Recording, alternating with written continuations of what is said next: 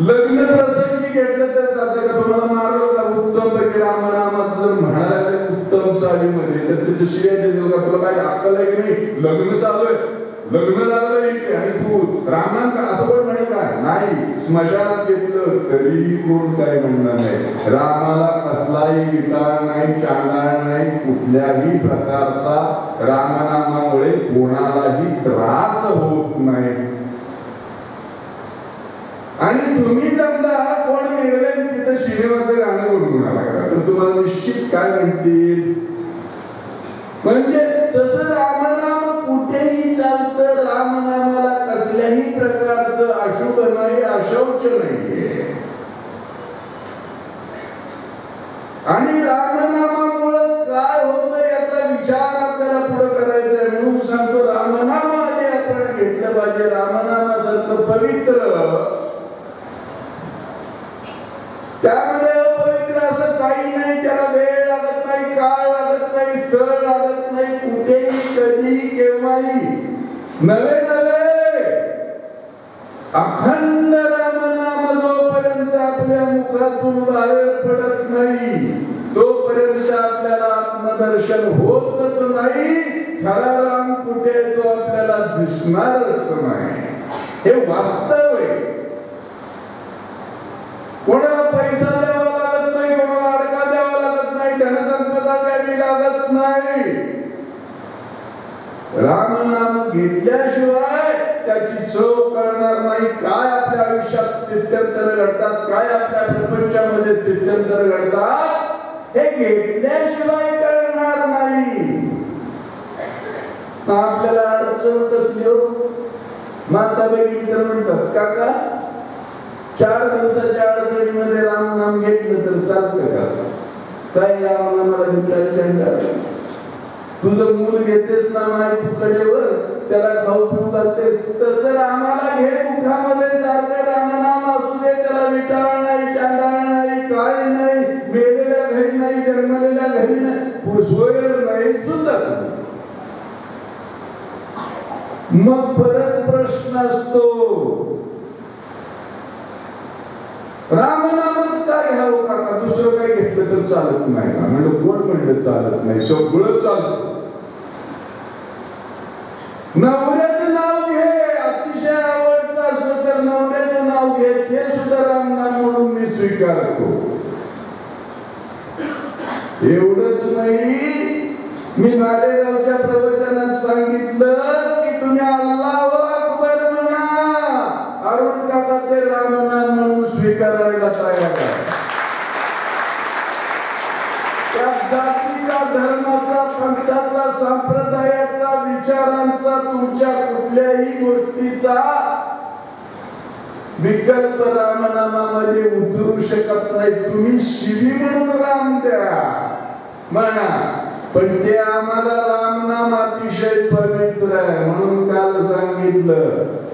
ते रामनाम झोळीत टाकायला विसरू नका, रामनाम घ्यायला विसरू नका. नामावरते तत्व नाही आणले, पण आपण वाया जातो नसत्या भानगडी करण्यात. प्रपंच करू नये असं नाही. बघितलं प्रपंच काय? मी सुद्धा प्रपंचिक आहे. अरुण काकाचा प्रपंच आहे. अरुण काकाला बायको आहे, मुलगा आहे, मुलगी आहे, सून आहे, जावई आहे, नातवंड आहे, सगळं आहे. कुठे कटला आमचा प्रपंच? प्रपंच होत राहतो मायबापाला, परमार्थ मात्र करावा लागतो. परमार्थ सहजासहजी होत नाही, केल्याशिवाय परमार्थ होत नाही. रामनाम घेतल्याशिवाय मनामध्ये येणार नाही, रामनाम घेतल्याशिवाय तोंडामध्ये येणार नाही आणि अखंडतेकडे तर जाणारच नाहीये. आपण मोक्ष मिळवत आहोत, पण आपलं क्रियामान कर्म काय आहे? बरेच जण मला सांगतात, विचारतात, कुशंका मनामध्ये असतात. ते काय म्हणतात, काका तुम्ही एवढं म्हणता आमचा शेजारी दारूचा धंदा करतो, असला कसला गोडगोंचा पैसा आहे, गाडी आहे, सोनं आहे, नाणं आहे, त्याच्याकडे सगळं आहे, तो कधी रामनाम घेत नाही, काही नाही, मग त्याचं कसं येते नाही डॉक्टरमध्ये शंका. आम्ही सगळं करतो आम्हाला पैसा मिळत नाही. तुम्हाला सांगतो हे सत्याचे आपण उपभोगतो आहोत. गरिबी असो, श्रीमंती असो, अहंकार असो, काही वाटतं ते असो, जे उपभोगायची आपल्याला सवय लागलेली, याच कारण काय आहे की आपलं क्रियामान कर्म मागच्या जन्मी पूर्व कर्मानुसारेन ज्या जन्मामध्ये आपण कसं वागलो त्याची फळं आपण आता चाकत असतो. क्रियामान कर्म त्याला म्हणतात. मग तुम्ही म्हणत असता म्हणजे पुनर्जन्म आहे. मग सध्याच्या जन्मात राम नाम घेऊन उपयोग काय? मागच्या जन्मात आम्ही जे काही केलं त्याचं सध्या उपभोगतो आहोत. पण बाप्पा पुढचाही जन्म आहे ना, पुढचाही जन्म त्याच्यासाठी शिदोरी बांधून ठेव. पटणार नाही. तुम्हाला एक दृष्टांत देतो माझ्या बाप्पा. असं नाही पटणार. असं किती विवेचन केलं, किती सांगितलं, ज्ञानाच्या गोष्टी लवकर उतरत नाही. दृष्टांतामधून लगेच कळा. एका गावामध्ये एक अतिशय सत्शील पोरगा होता, ब्राह्मणाचा. रोज पूजा अर्चा, त्याला आई नाही, वडील नाही, भाऊ नाही, बहीण नाही, कोणी नाही.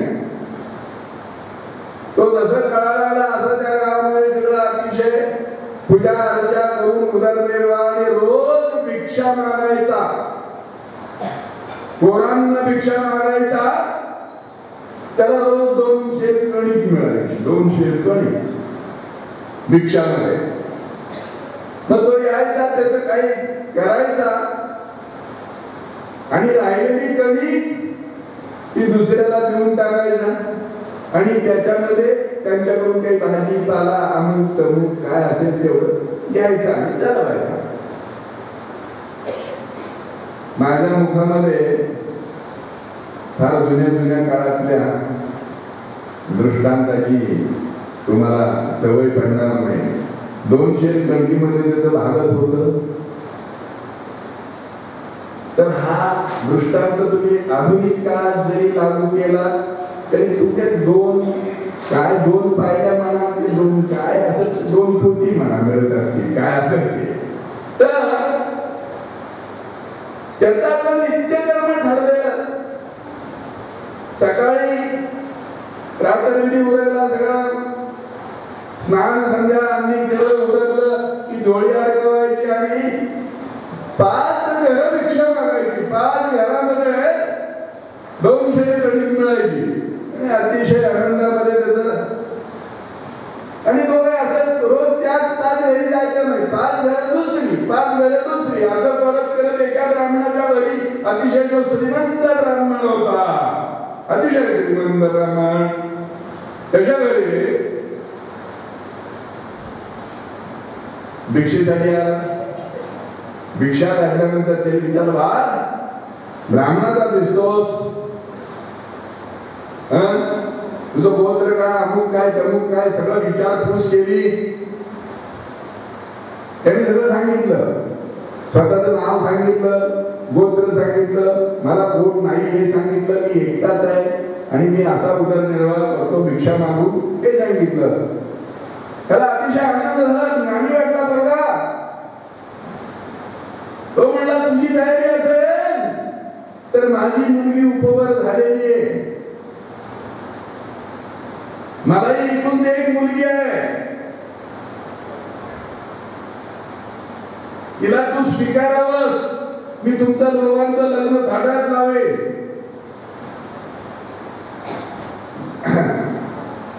तो मुलगा म्हणला, मी माझी परिस्थिती सांगितलेली आहे आपल्याला.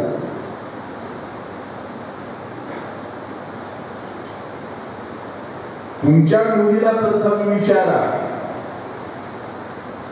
आणि तदनंतर माझा नकार असणार नाहीये. पण नकार एका गोष्टीला माझा असेल, मी घर जावाई व्हायला तयार नाही. तुमच्या मुलीला माझ्याकडेच यावं लागेल, माझ्या खोलीवरच राहावं लागेल. हे तुमच्या मुलीला मान्य असेल तर मी विवाहाला तयार आहे. वडिलांनी मुलीला विचारलं, बाळ, ते म्हणजे तो जर घर जावाई होणार असेल तर मी त्याच्याशी बिलकुल लग्न करणार नाही. मी त्याच्याशी बिलकुल लग्न करणार नाही. तो स्वतःच्या हिमतीवर प्रपंच करणारा असेल तरच मी त्याच्याशी लग्नाला तयार आहे. आजकालची मुलं मुली अशी म्हणतात, गंमत गंमत ऐकायला मिळते सध्या. एक पोरगी फोटो घेऊन आली माझ्याकडे, म्हणले अण्णा मला जा फोटो, हे स्थळ आलंय. बाळ चांगलं आहे ना, काय झालं, चांगलं आहे लगा, गोरागोंडा नाहीये, आहे ना, दिसायला चांगला आहे, नोकरी आहे का, आहे ना. मग त्याच्या नावचा फ्लॅटच नाहीये, तो आई बाबाच्या फ्लॅट मध्ये राहतो. म्हणजे तुला लग्न कुणाशी करायचे, नवरीशी का फ्लॅटशी.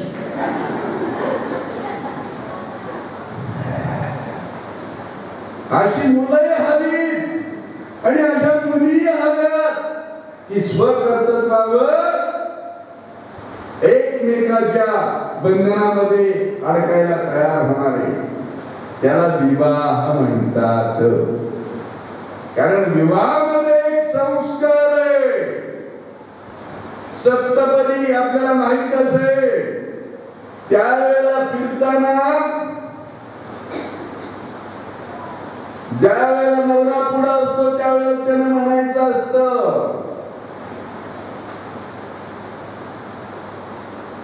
धर्मेच, बायकोला म्हणायचं नातीच्या रामी, अर्थेच, बायकोला नातीच्या रामी, कामेच, नातीच्या रामी, असं हात धरून म्हणायचं असतं. पुन्हा तिनं पुढे व्हायचं असतं, नवऱ्यानं तिचा हात धरायचा असतो, तिनं म्हणायचं असतं धर्मेच, नातीच्या रामी, नवऱ्यानं अर्थेच, नातीच्या रामी. याचा अर्थ काय? धर्म, अर्थ आणि काम यामध्ये आम्ही एकमेकाला कधीही द्वैत करणार नाही, दुजं बनणार नाही, त्यामध्ये सोडणार नाही, त्या कारणामुळं विभक्त राहणार नाही. हे वचन असतं, त्याला विवाह म्हणतात. असो तर अशा पद्धतीने ती दोघांची व्रत अतिशय सुंदर होती. मग त्यांनी धूमधडाक्यामध्ये विवाह करून दिला. आणि मग ती गेली आपली नवऱ्या घरी. नवऱ्याच्या घरी गेल्यानंतर अगदी सुंदर असे दिवस गेले.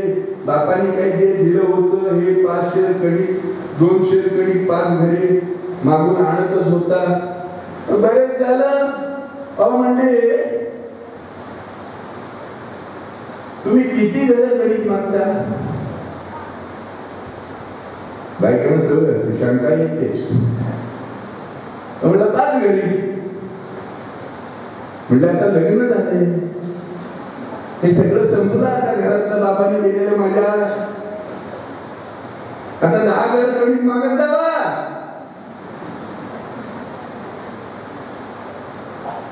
तो म्हणलं काय हरकत नाही, बायकोचं ऐकलंच पाहिजे, चांगल्या गोष्टी निश्चित ऐकाव्या बायकांनी. मग तो 10 घर कणिक मागू लागला, 2 शेरच कणिक घेऊन यायचा. बायको म्हणते, काय हो, खरं खरं तुम्ही मागता का 10 कणिक? अगं खरंच मागतो. म्हणजे 2 शेर कशी येते ना, 2 शेर काय बाहेर घेऊन येतं काय? अगं नाही म्हणे. मग ठीक आहे, 20 जण मुलं, अशा याच्यात 2 मुलं झाली, 2 शेर कणिक यायची, अशा याच्यात 2 मुलं झाली. सगळं गाव भरतो, भिक्षा मागू लागला. गावातलं घरच शुल्क सोडत नव्हता, तरी 2 शेर कणिक यायची. बायको वैतागली म्हणजे हे काय लग्नातल्या साड्या फाटल्या त्याला शिवून अंगावर घालते मुलाबाळा तर नागडी उघडी हिंडतय 200 कणकीमध्ये कसं भागायचं आपण हे गाव सोडून जाऊया